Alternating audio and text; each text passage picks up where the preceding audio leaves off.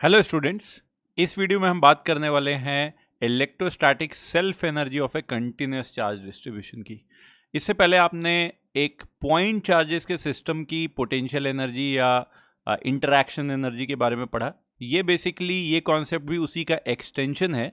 अगर हम स्पेस में पॉइंट चार्जेस की जगह डिस्ट्रीब्यूटेड चार्ज फैला दें, मतलब किसी लाइन के ऊपर, किसी सरफेस के ऊपर या किसी वॉल्यूम में अगर हम चार्जेस को फैला दें, डिस्ट्रीब्यूट कर दें, तो उसकी जो एनर्जी होगी इंटरैक्शन की, उसी को हम लोग दूसरी लैंग्वेज में कई बार बोल देते हैं self energy of the system. तो क्या होती है ये, एक बार थोड़ा सा समझते हैं। मान लो इस तरह की आपकी एक बॉडी है और इस बॉडी के अंदर मान लो पूरे वॉल्यूम पे हर जगह से चार्ज आपने फैला दिए। ठीक है, इस तरह के पूरी बॉडी पे आपने चार्ज डिस्ट्रीब्यूट कर दिया हर जगह।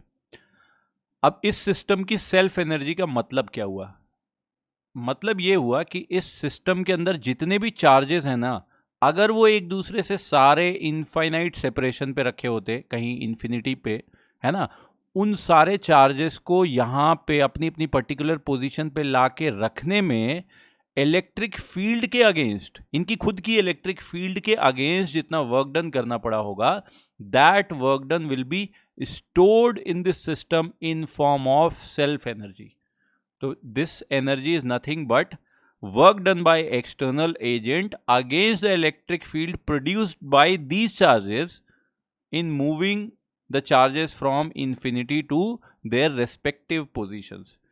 तो अब यहाँ पे जो बहुत छोटे छोटे चार्जेस की बात हुई, तो अगर पॉइंट चार्ज होता तो अब उसके लिए हम लोगों ने एक सिस्टम बना ही लिया था, एक फॉर्मूला भी बन गया था। बट सेल्फ एनर्जी अगर डिस्ट्रीब्यूटेड चार्ज की होगी तो उसका कोई एज सच फॉर्मूला नहीं होगा। It will depend upon the geometry कि किस तरह की बॉडी है, फिर वो कंडक्टिंग है, इंसुलेटिंग है, चार्ज का डिस्ट्रीब्यूशन कैसा है, इन सारी चीज़ों पर डिपेंड करेगी। बट एक सिस्टम हम बनाएंगे धीरे धीरे करके कि एक तरीका थोड़ा सा हम लोगों का डेवलप हो जाए कि किस तरह से इस केस में अप्रोच करते हैं। तो दो केसेस मैं सॉल्व कराऊंगा यहाँ पे, जिनके सेल्फ एनर्जी का रिजल्ट भी पता हो तो बहुत अच्छी चीज़ है, और उनके थ्रू हम लोग एक बार डिराइव करना अलग अलग केसेस में कि किस तरह से निकालते हैं सिस्टम की सेल्फ एनर्जी, वो भी निकल जाएगी। तो ये दो केसेस, पहला केस जो है यूनिफॉर्मली चार्ज कंडक्टिंग स्फीयर है, मान लो आर रेडियस पर, उसके ऊपर अगर हमने चार्ज रख दिया लेट से कैपिटल क्यू के बराबर। ठीक है, अब इस सिस्टम की टोटल एनर्जी कितनी होगी वो कैसे निकालेंगे? तो ऑब्वियसली एक कुछ लोग ऐसे भी सोच सकते हैं कि मान लो ये कंडक्टर ऐसे न्यूट्रल था, ठीक है, अब यहाँ से Q charge, capital Q charge को उठाएं, इनफाइनाइट पे रखा है, जीरो पोटेंशियल पे है, और इसको धीरे से ले आके यहाँ पे रख दें।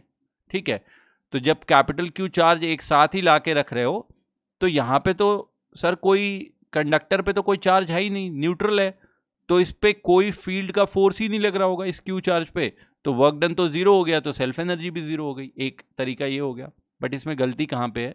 ये कैपिटल क्यू चार्ज अगर एक साथ लाओगे, यहाँ पे कुछ भी फाइनाइट चार्ज लाओगे, तो कैपिटल क्यू चार्ज जब लाओगे तो यहाँ पे इंडक्शन हो जाएगा सरफेस पे, नेट भले ही जीरो है, मतलब राइट हैंड साइड पे कुछ नेगेटिव आ जाएगा, लेफ्ट हैंड साइड पे कुछ पॉजिटिव आ जाएगा, और वो भी यूनिफॉर्म तो होगा नहीं। तो अब इस वाले सिस्टम की वजह से यहाँ पे कुछ इलेक्ट्रिक फील्ड होगी जिसको निकाल भी नहीं सकते, तो फिर उसका वर्क डन कैसे निकलेगा? नहीं निकलेगा। तो इसीलिए हम हमेशा अप्रोच करते हैं सेल्फ एनर्जी वाले क्वेश्चंस में कि हम एक बीच की इंटरमीडिएट पोजीशन लें और उसके बाद बहुत स्मॉल स्मॉल चार्जेस लेके आए, मतलब इतना छोटा चार्ज लेके आए जो चार्ज डिस्ट्रीब्यूशन को बदले ही नहीं। तो जैसे इस केस में हम क्या करेंगे कि कैपिटल क्यू चार्ज हम एक साथ ही नहीं अचीव करना चाहते, हम धीरे धीरे करके, मतलब ऐसे सोचो ना कि बहुत धीरे धीरे करके हम चार्ज इसके ऊपर ला रहे हैं। तो धीरे धीरे करके चार्ज लाते गए और बीच में किसी इंटरमीडिएट पोजीशन पे पहुंचे जहां पे चार्ज स्मॉल क्यू है, ऑब्वियसली ये यूनिफॉर्म तरीके से डिस्ट्रीब्यूट होगा। अब नेक्स्ट स्टेप में हम क्या करते हैं कि यहाँ पे इनफाइनाइट पे जहाँ का पोटेंशियल है जीरो, वहां से ये बहुत छोटा सा चार्ज डी क्यू लेके आ रहे हैं। एक फायदा क्या हुआ कि डी क्यू चार्ज की वजह से इसके डिस्ट्रीब्यूशन पे कोई फर्क नहीं पड़ेगा, और इस छोटे से चार्ज डी क्यू को सरफेस पे लाने में, और सरफेस पे स्मॉल क्यू चार्ज की वजह से पोटेंशियल मान लो कि वी है, तो इस डी क्यू चार्ज को हम कहाँ से कहाँ तक लेके आए? इनफाइनाइट से इस सरफेस तक, जहाँ पोटेंशियल डिफरेंस कितना डेवलप कर लिया हम लोगों ने, फाइनल V पोटेंशियल पे पहुंचा है, इनिशियल 0, तो पोटेंशियल डिफरेंस V माइनस 0 हो गया। और Q dq चार्ज लेके आए तो इतने में work done by external agent कितना हो जाएगा against the electric field? Potential difference V minus 0 multiplied by dq। अच्छा, अब टोटल हमें सेल्फ एनर्जी निकालना है, तो ऐसे छोटे छोटे स्टेप्स में जितना जितना हम चार्ज लाते जा रहे हैं, उनकी वजह से जो छोटा वर्क डन होता जाएगा उसको हम ऐड करते हुए चले जाएंगे। तो बेसिकली इंटीग्रेशन हो गया, क्योंकि work is a scalar quantity. Add करने का मतलब अब यहाँ पे इनफाइनाइट स्टेप्स में ऐड करना है, तो इंटीग्रेट करना पड़ेगा। V की वैल्यू को उठा के हमने ये सीधा शेल के आउटसाइड पॉइंट वाला फॉर्मूला लगा दिया, तो हो गया KQ by r potential V into d q. K by r constant है, बाहर लेके जाओ। स्मॉल क्यू की वैल्यू इस जो सरफेस पे आई है, वो शुरुआत जब हुई होगी तो 0 चार्ज था, और फाइनल में कहाँ पहुंच गए? कैपिटल क्यू पे। तो लिमिट 0 से कैपिटल क्यू। तो work done by external agent जो कि किस फॉर्म में स्टोर हो गया? Self energy of the system U की फॉर्म में, और उसकी वैल्यू कितनी हो गई? Capital K Q square by 2R। इस रिजल्ट को भी याद रख लो तो बहुत अच्छा रहेगा। ऑल्दो कैपेसिटर जब हम पढ़ेंगे तो फिर से रिलेट करके देखेंगे कि यही फॉर्मूला किसी दूसरे तरीके से भी हम लोग लिख सकते हैं। ठीक है, चलो नेक्स्ट केस लेते हैं। एक यूनिफॉर्मली चार्ज नॉन कंडक्टिंग या सिंपली इंसुलेटिंग स्फीयर का। एक इंसुलेटिंग स्फीयर है जिसपे चार्ज टोटल कैपिटल Q है, कैपिटल R रेडियस है, और इसकी चार्ज डेंसिटी यूनिफॉर्म है विच इज इक्वल टू रो। अब इस सिस्टम को कैसे बनाएंगे? एक साथ तो हमें बनाना नहीं है, तो धीरे धीरे करके ही एक इंटरमीडिएट पोजीशन चूज करेंगे। तो हम क्या कर रहे हैं कि मान लो कैपिटल R रेडियस का हमें स्फीयर बनाना है ना, रो चार्ज वॉल्यूम डेंसिटी वाला। तो अब हम ऐसा करते हैं कि थोड़ा थोड़ा चार्ज लाते जाते हैं और सेम चार्ज डेंसिटी रो रखेंगे, बस रेडियस बढ़ाते जाएंगे। दैट मीन्स हमारा वॉल्यूम धीरे धीरे बढ़ा बढ़ा के हम चार्ज भी बढ़ा रहे हैं। तो किसी इंटरमीडिएट पोजीशन पे मान लो स्मॉल Q चार्ज हो गया इसका, और उस टाइम पे रेडियस मान लिया स्मॉल R है इसकी। इतना चार्ज आ चुका है किसी पोजीशन पे। अब थोड़ा सा चार्ज dq को और लेके आ रहे हैं, वही कहानी है। 0 पोटेंशियल से इनफाइनाइट से इस सरफेस पे लेके आए, और इस सरफेस पे एक बहुत छोटा सा शेल में हमने इस पूरे चार्ज dq को इस पतले से dr थिकनेस के शेल में हर जगह यूनिफॉर्म डेंसिटी दे दी। सेम यूनिफॉर्म डेंसिटी दी हमने रो के बराबर, और मान लो यहाँ का पोटेंशियल जो है वो v के बराबर है। तो अब फिर सिर्फ इस dq को लाने में जो वर्क डन होगा वो अगेन कितना हो जाएगा? Potential difference V minus 0 multiplied by dq। तो ये पार्ट हमारा आ जाएगा, देखो वर्क डन वाला पार्ट यहाँ पे V dq के बराबर। अब V dq का इंटीग्रेशन करना है हमें, तो V की वैल्यू पहले तो निकालना पड़ेगा। तो स्मॉल q चार्ज अभी मान लिया स्मॉल r रेडियस के अंदर में है, तो K small q by small r तो हो गया पोटेंशियल। स्मॉल q की वैल्यू अब हमें कहीं ना कहीं r के टर्म्स में निकाल लेनी चाहिए। तो उसके लिए हम क्या करेंगे, ये यहाँ पे देखो इस वाले पार्ट को, स्मॉल q इस स्मॉल r रेडियस के स्फीयर पे चार्ज है, और कैपिटल Q इस कैपिटल R रेडियस पे चार्ज है।